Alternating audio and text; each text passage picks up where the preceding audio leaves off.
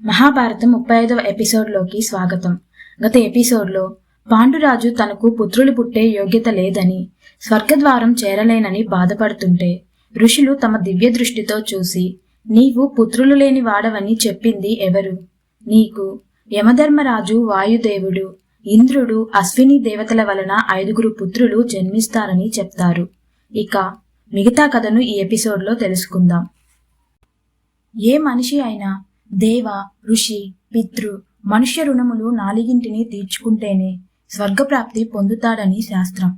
తాను యజ్ఞాలు చేయడం ద్వారా దేవతల రుణాన్ని, వేదాలు నేర్చి తపస్సులు చేయడం ద్వారా ఋషి రుణాన్ని, దయాగుణంతో దానాలు చేసి మనుష్య రుణాన్ని తీర్చుకున్నాడు. కాని సంతానం లేనందున పితృ రుణం మాత్రం తీర్చుకోలేకపోతున్నాను అని హృదయవేదన చెందాడు. ఒకరోజు తన గుండెలోని బాధను కుంతి ముందు చెప్పాడు. నేనిక కిందముని శాపం వల్ల ఎన్నటికీ భార్య సంగమం ద్వారా పిల్లలను కనలేను. పిల్లలని కనకుండా పితృరుణం తీరదు, పుణ్యలోకాలు దొరకవు. ఈ వేదన తీర్చి పుణ్యగతులు కల్పించడానికి నీవే సహకరించాలి. నీవు ధర్మం చెప్పిన ప్రకారం సంతానాన్ని కను.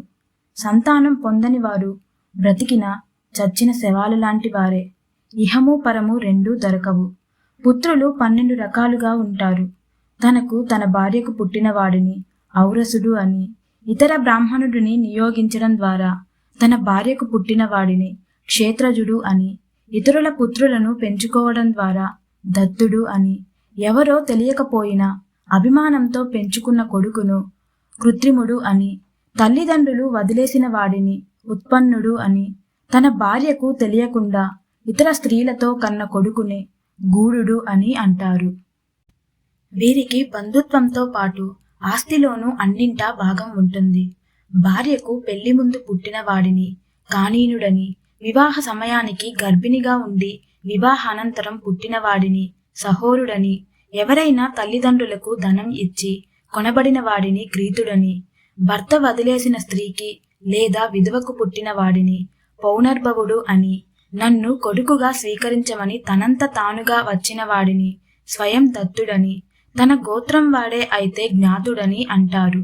కాని ఈ 6 వారసత్వ హక్కులు, ఆస్తి హక్కులు మొదలైనవి ఉండవు. ఓ కుంతి, ఈ 12 పుత్రులలోనూ ఔరసుడు తర్వాత క్షేత్రజుడు ఉత్తముడు.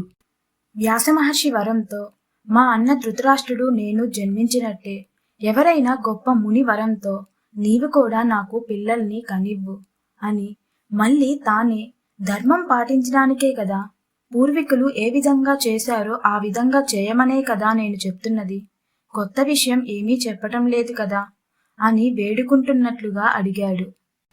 కుంతికి అలా చేయడం ఇష్టం లేదు. తనకు తెలిసి తెలియని బాల్యదశలో జరిగిన దానికే ఎంతో వ్యధ చెందింది. దాంట్లోంచి తప్పుకునేందుకు సూర్యుడిని ఎంతో ప్రార్థించింది.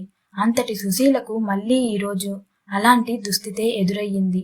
అందువల్ల ఒప్పుకోలేకపోయింది. అప్పుడు పాండురాజు తన 2 చేతులను జోడించి మొక్కుతూ తనకు పుత్రుణ్ణి భిక్షపెట్టమని ప్రార్థించాడు. కుంతీదేవి తన భర్త స్థితిని చూసి కన్నీరు మున్నీరుగా విలపిస్తూ అలా మొక్కవద్దని వారించి, తన బాల్యంలో దుర్వాసుడు రావడం, కోరిన దేవతను మంత్రం ద్వారా పిలిచి సంతానాన్ని పొందగలిగే మంత్రాన్ని ఉపదేశించడం గురించి చెప్పింది. కర్ణుడు జననం మాత్రం చెప్పలేకపోయింది. ఆ విషయం మరోమారు తలుచుకోవడం ఇష్టం లేక చెప్పకుండా మంత్రోపదేశం గురించి మాత్రమే చెప్పింది. అది విని పాండురాజు సంతోషించి అలా చేయమని అడిగాడు. ఏ దేవుడిని ప్రార్థించాలి అని అడిగింది కుంతి. అందుకు ఆయన కులానికి పెద్దవాడు, ధర్మం చెప్పగలిగేవాడు కావాలి. ధర్మమే అన్నింటినీ రక్షిస్తుంది. ధర్మం తప్పినందుకే తన గతి ఈ విధంగా అయ్యింది. అందుకు ధర్మం తప్పనివాడు కావాలి. అందుకని ధర్మదేవతను ప్రార్థించు అని కోరాడు. కుంతి ధర్మదేవతను ప్రార్థించింది. వెంటనే ధర్మదేవత మానవ రూపంలో ఆమెను అనుగ్రహించాడు. కుంతి గర్భం దాల్చింది. కుంతి గర్భం దాల్చిన సంవత్సరానికి జ్యేష్ఠ నక్షత్రం అభిజిత్ ముహూర్తంలో ధర్మదేవత అంశతో ధర్మరాజు జన్మించాడు. లోకంలో అనేక శుభశకునములు కనిపించాయి. ఆ శతశృంగ పర్వతం పైన ఉండే మునులు చాలా ఆనందించి ఇతను గొప్ప రాజవుతాడు అంటూ జాతక కర్మ చేశారు. అప్పుడు ఆకాశవాణి అతనికి యుధిష్ఠిరుడు అని నామకరణం చేసింది. ఆకాశవాణి నామకరణం చేయడం చూసిన మునులు ఇతనికి దేవతలు మేలు చేస్తారని పొగిడారు. వేదవ్యాసుని వల్ల కుంతి కంటే ముందుగానే గర్భం దాల్చిన గాంధారి కుంతికి ధర్మరాజు జన్మించిన తర్వాత కూడా తనకు పుత్రుడు కలగడం లేదని విపరీతంగా బాధపడింది. సింహాసనాన్ని అధిష్ఠించే పెద్దవాడు కుంతికి యుధిష్ఠిరునిగా జన్మించాడని విని భరించలేని కడుపు మంటతో ఒకరోజు కడుపును గట్టిగా బాదుకుంది. అలా బాదుకోవడం వల్ల ఆమెకు అప్పుడే గర్భస్రావం జరిగిపోయింది. ఆమె నుండి ఒక పెద్ద మాంసపు ముద్ద బయటకు వచ్చింది. ఈ విషయం అందరికీ తెలిసింది. త్రికాలజ్ఞుడైన వేదవ్యాసునికి కూడా తెలిసి వెంటనే ఆయన ఆమె వద్దకు వచ్చాడు. వచ్చి, బుద్ధి ఉన్నవారు ఎవరైనా ఇలాంటి పని చేస్తారా? బుద్ధిహీనమైన పని చేశావు కదా అని. సరే, అయ్యిందేదో అయ్యింది, నా మాట వృధా పోదు. ఆ మాంసపు ముద్దను 101 ముక్కలుగా చేసి వేరువేరుగా 101 నేతి కుండల్లో ఉంచి ప్రతిరోజు చల్లటి నీటితో తడుపుతూ ఉండమని చెప్పి వెళ్ళాడు. ధృతరాష్ట్రుడు గాంధారి రోజు ఆ విధంగా చేస్తూ ఎప్పుడు పుత్రుడు పుడతారా అని ఆతృతతో ఎదురుచూడసాగారు. శతశృంగ పర్వతం పైన నిష్ఠతో తపస్సు చేసుకుంటున్న పాండురాజు ఒకరోజు కుంతితో, ధర్మదేవతే రూపుదాల్చి నా కొడుకు యుధిష్ఠిరునిగా వచ్చాడు. కాని ధర్మాన్ని రక్షించేందుకు అపరిమితమైన బలం కావాలి. అందుకని వాయువు లాంటి బలవంతుడైన ఒక కొడుకు ఉంటే ఈ యుధిష్ఠిరుని ధర్మాన్ని తన బలంతో నిలబెడతాడు. కుంతి, నీవు వాయుదేవుణ్ణి ప్రార్థించి కొడుకుని కను అని ఆజ్ఞాపించాడు. కుంతి తన భర్త ఆజ్ఞతో వాయుదేవుణ్ణి ప్రార్థించింది. వాయుదేవుడు ప్రత్యక్షమై అనుగ్రహించాడు. కుంతీదేవి మరోమారు గర్భం దాల్చింది. మళ్ళీ 1 ఏడాది గడిచింది. వాయువు అంశతో అపరిమిత బలపరాక్రమాలు కలిగిన కుమారుడు పుట్టాడు. శతశృంగ పర్వతం పైనున్న మునులు సంతోషించి అతనికి జాతక కర్మ చేశారు. అదే సమయంలో ఆకాశవాణి అతనికి భీమసేనుడు అని నామకరణం చేసింది. భీమసేనుడు శతశృంగ పర్వతం పైన పుట్టిన కొన్ని క్షణాలకే హస్తినాపురంలో మాంసపు ఖండాలను దాచిన కుండలోంచి కలియుగ పురుషుడైన కలి అంశతో దుర్యోధనుడు జన్మించాడు. దుర్యోధనుడు పుట్టిన కొద్దిసేపటి తర్వాత ధృతరాష్ట్రుని భార్యలలో ఒక ఆవిడ అయిన వైశ్య స్త్రీకి యుయుత్సుడు అనే కొడుకు పుట్టాడు. ఆ తర్వాత రోజు దుశ్శాసనుడు మొదలుకొని 100 పుట్టారు. చివరి రోజున దుశ్శల అను కూతురు పుట్టింది. దుర్యోధనాదుల జననం తరువాత భీష్ముడు, విదురుడు మొదలైన ముఖ్యులు ధృతరాష్ట్రుని వద్దకు వచ్చి, ధృతరాష్ట్ర, ఈ దుర్యోధనుడు పుట్టినరోజు అపశకునం కలిగించే జంతువులు లోకం తల్లడిల్లేలా అరిచాయి. వికృతంగా పక్షులు కూశాయి. అంతేకాదు, ఆకాశం నుండి రక్తవర్షం కురిసింది. ఇది నీకు మాకు మాత్రమే కాదు, ఈ రాజ్యానికి ఈ లోకానికి మంచిది కాదు. అలాంటి ఈ దుర్యోధనుడిని ఇప్పుడే వదిలివేయటం మంచిది. ఇంకా మిగతా పిల్లలు ఉన్నారు కదా అని చెప్పారు.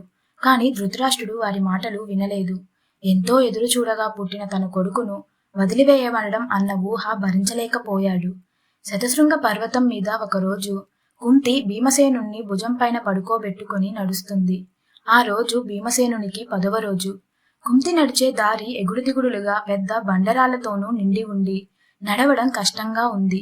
ఇంతలో దారి పక్కనే ఉన్న పొదల్లోంచి పెద్ద పులి ఒకటి ఆకలితో అమాంతం ఆమె పైకి దూకింది.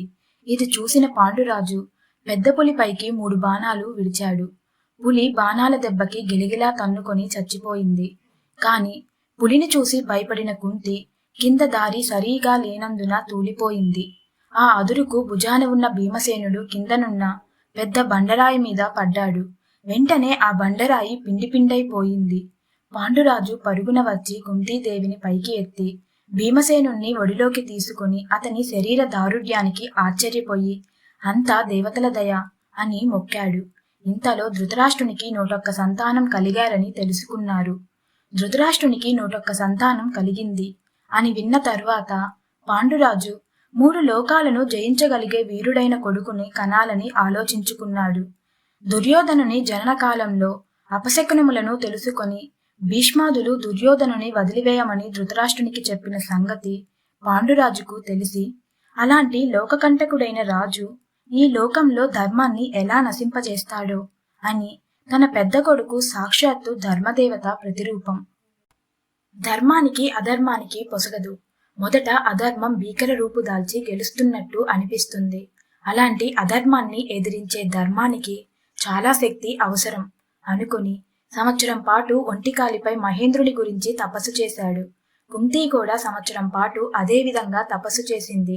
వారి తపస్సు చూసి ఇంద్రుడు ప్రత్యక్షమయ్యి, పాండురాజా, శత్రువులను నాశనం చేయగలవాడు, బంధువులకు మిత్రులకు సంతోషం కలిగించేవాడు అయిన కొడుకు పుడతాడు అని వరమిచ్చాడు.